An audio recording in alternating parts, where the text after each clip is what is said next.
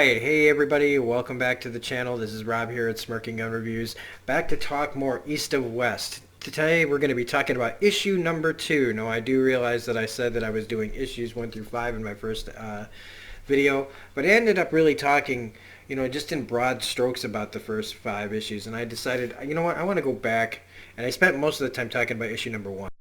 What I really want to talk about is all of them one at a time. For either the people that have already read all these books and haven't had anybody to talk to about them, or not as many people, or just want to talk more about them, or for people who don't know how good this book has been so far for me. And like I said, I've only read the first 5 issues, but I've got the first 30 issues already in the last few weeks, just because they're going fast. I can't find a single issue in my local comic shop. They don't have any. Like, no back issues. And the last issue was just out recently, and it's just gone.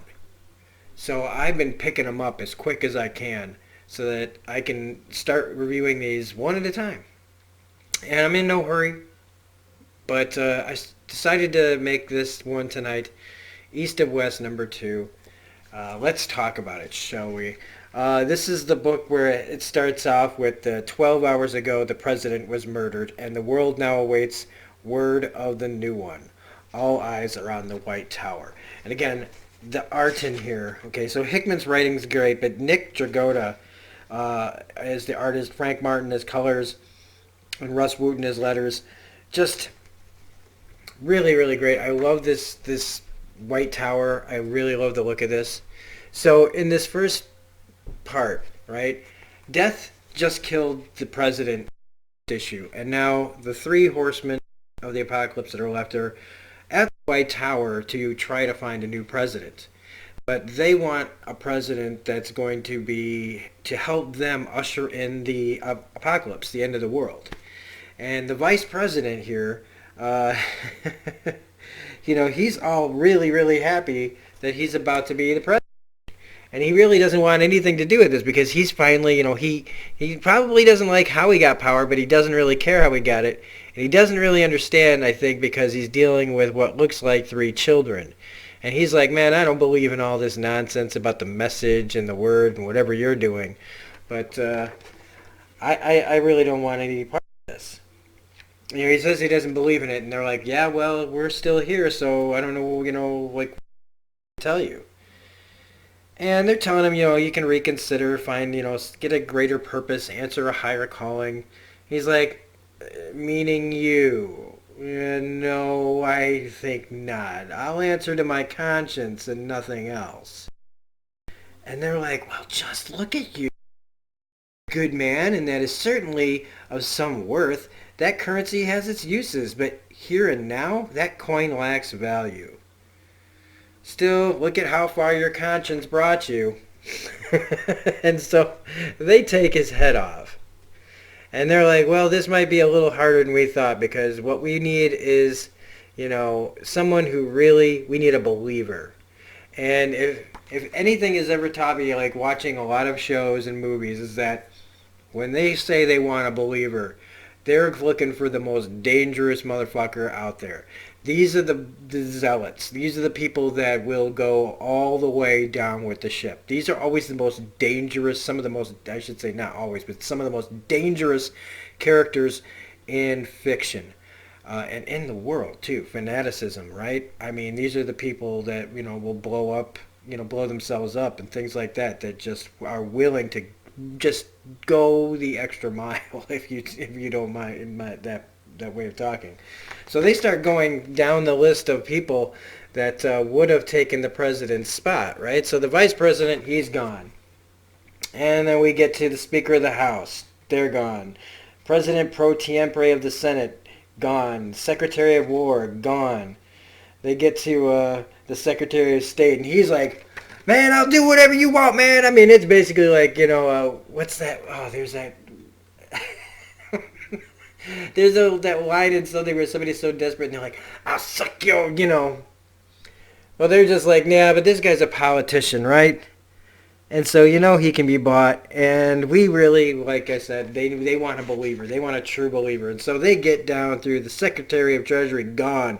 Secretary of Defense, gone. They get to the Attorney General named Sandra Gregorio. Okay, now first off, that name right there just says, like it sounds, how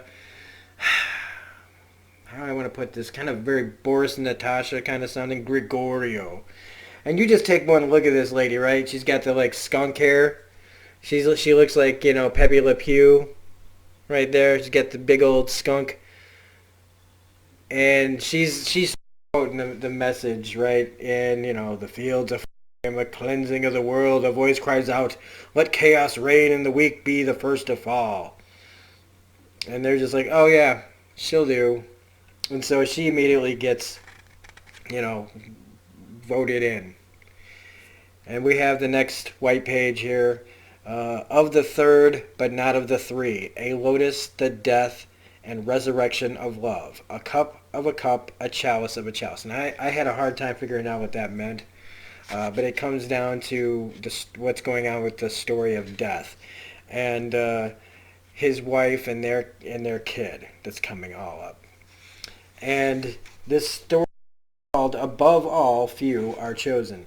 And this is such a beautiful couple of pages here of them out in the woods, getting a buffalo, eating a buffalo, waiting for death to come back. And he comes back and he's like, yeah, well, I did what I had to do. It's gone. It's done. President's dead, and I've rattled some cages, and these people are going to be, they're going to send them running, and I'm coming for them all soon. And they got the list of names of all the people that done death wrong.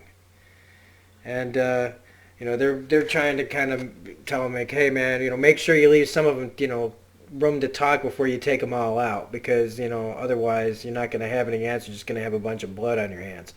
Which, death don't really care about that. But he's like, oh, they'll all die. I am constant or I am nothing. And so the new president, she reaches this place called the Armistice. Right? And it's the place, I believe, where the big event, the big cosmic event happened that stopped the Civil War, stopped all the fighting, and where the message got started. And so all these leaders now have all gathered to meet the new president and kind of give her the business, actually. We're introduced to all the players that are involved right now. So in this, she's a presence. I love this guy, Andrew Archibald Chamberlain. He's like, well, look at what we have here. He's kind of like, he looks like the Colonel Sanders meets Uncle Sam. And we've got Ezra Orion, the Premier of Armistice, affectionately known as the Deadlands. He's the keeper of the message. And then you have Hu, House of Mao, Security Minister of the People's Republic. And then there's Cheveyo. He is the big magic of the Endless Nation. And then Crown Prince John Freeman of the Kingdom of New Orleans. And then Bell Solomon, skeptic and also governor of the Republic of Texas. That's what these guys are. So now this one right here, she's going to play a big part coming up in the next couple of issues, the House of Mao. This guy is the Cheveyo. He's the big magic that he was talking about. This is Archibald Chamberlain. Sorry, right here. Try not to bend the pages too much. Right there.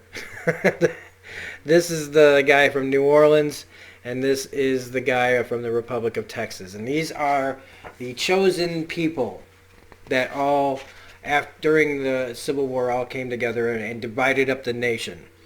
And now they're working for the three horsemen of the apocalypse to make the end of the world happen.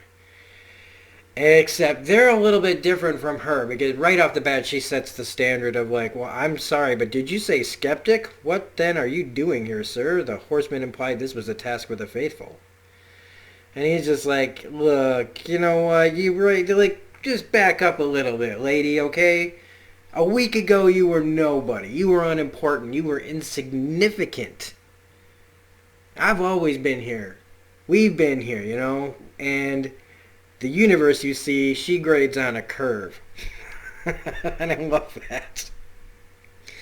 But she's like, please, formalities, brothers and sisters. This is about oh wait, this is one of the priests. This is about commitment and blood, and very end of all that is. So this dude cuts himself, right? Puts the blood on here, and all of a sudden the room goes blue, their eyes go white, and they all see something that blows their fucking minds. And so Chevelio, he's like, so you see now the waking world and what must happen. And she's like, I believed, but I never imagined. This is where Who from the House of Mao says, most men can't, which is why we have the message to keep us from getting lost on the path. The message is not vague regarding the horseman. If you believe the Apocrypha, it is very clear. And this is where Archibald says, well, look, man, we all know what he wants. So why don't we just cut the cord and give him what he wants and we can get back to business, all right? Then the four horsemen are all one and we can stop this whole nonsense. But they're all, no, we're all committed now to killing this guy. And he's like, well, look, I have blood on my hands from before you were born, girl. It was just a suggestion before I leave. Take it however you like. And he's leaving, and they're like, what, you're going to leave now? You're going to leave right now, like, before, the big events? He's like, look, I came and called. We all met the new president. I saw her, she saw me, and now I have business. But eat well, for it may very well be your last meal. He is coming, people. Coming for us all. So he goes back to the Black Towers. And again, just look at this. I mean, this is just epic. Like, I love just cutting away to these big, immense places. It just look dope. Makes me think of Blade Runner, but like Old West style. And he gets back to his apartment, and there's Death just sitting there chilling, just like he was with the president. He just came right for the first guy, right? He's like, oh, well, sooner than expected, but inevitable. After all, I hear death waits for no man. Inevitable. I like that. And aren't you something special? All nice and gracious, saying what I need to hear. Saying the words. Saying my name. And the language of this book, right? The language of this book makes me think of the way that they talked in some of the best Westerns, right? And in cheesy Westerns, everybody just all, yahoo, yeah, whatever, ding dang diddly ding dang dong. But in really good Westerns, and even shows like Deadwood that have tons of cursing, but mixed in with that cursing is a very eloquent way of speaking. Whenever they're not saying, fuck you, fucker, motherfucker, whatever, and then all of a sudden they're basically saying Shakespearean level English. Movies like Unforgiven and things like that have that kind of language, where these people may be in the Old West, but there's a very elegant language to it all, and that's in this book, and I didn't even realize how much I missed that way of talking in a Western story till I was reading this book. Because, this whole exchange here, this is one of the best exchanges. This guy is just basically there to kill him, and how this guy looks death literally in the face and makes him, think about whether or not he's going to kill him or not. Actually give him a pass. And look like he's calm as all hell about it. So he's like, yes, but I would encourage you to temper your expectations of me, as I am an exceptionally flawed man. There are men who feign boldness, we call them gamblers. And then there are men who are truly bold, we call them valiant. Well, I am neither. I understand only one thing, I speak only one language, and that, son, is leverage. He's like, you think you got some cards to play here? He's like, yeah, I think I do. You want something to drink? And he's like, a drink, he says. There's a thing I've seen you people do for show. Man puts his head in the mouth of a lion, thinks it's bravery and not acting a damn fool. And he says, are you telling me not to stick my head in a lion's mouth, or are you saying that there is no need to act brave at all, that you are not a lion at all, but something of a house cat? Well, here's a riddle for you. What did one cat say to the other cat? I don't know. Meow.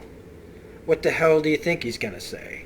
And this look right here, okay, that look right there is right after he tells him that. He just looks at him, he's like, if you've got a point, pal, you better come out with it right now. Get to your point.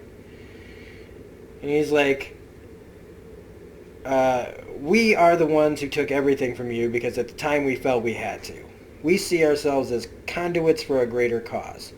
You do understand the primary source of that motivation, don't you? And Death's like, yeah, the message, right? And so he says, yes. May I tell you a secret, Death? Something I have hidden deep in my heart and never uttered aloud. What? I no longer care. I woke up one day and realized that I had to come to appreciate all the fine things I have acquired, the things that real power has provided for me. I have decided this world suits me, just as you did. Up until now, forces have conspired to make you and I enemies. What I propose today is from this point forward, the actual of our relationship be more of a malleable nature. I'm thinking partners. And he's like up in his face, like right off, like boom. Sorry. No, you all die. And he's like, oh, well, right now it's what you see. Why, why would I choose to have? Why would anyone in your position choose to have an enemy when they can have a friend, let alone one the caliber of myself? He's like, can you get me what I'm looking for? Oh, I can do a good goddamn better than that. Have you heard the good word, son? Have you actually heard the message? Because I think there's a passage contained within that just might interest you. Of the third, but not the three, a lotus, the death and resurrection of love, a cup of a cup, a chalice of a chalice. And this is where we see this lady here being all sorts of guarded and tied up, like chained up.